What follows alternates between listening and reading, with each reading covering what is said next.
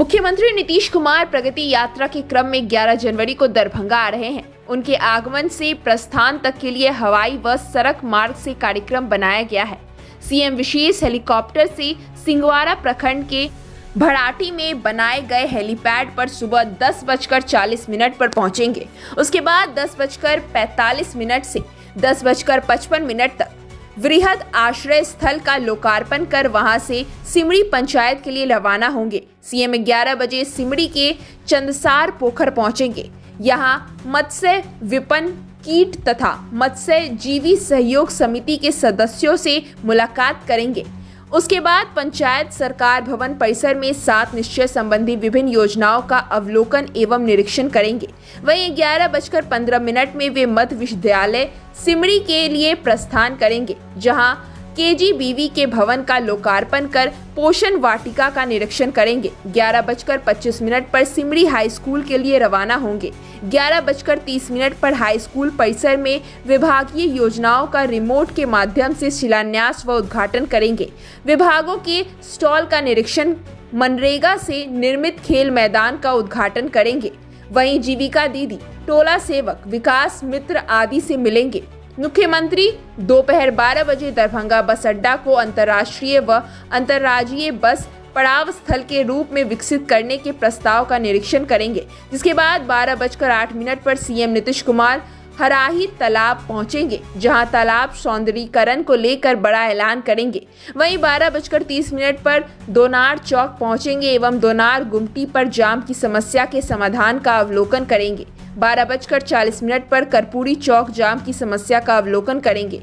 12:53 में एसएसपी कार्यालय के नए भवन का लोकार्पण कर 2 बजे जिला स्तरीय समीक्षात्मक बैठक कर 3 बजे दरभंगा से प्रस्थान करेंगे।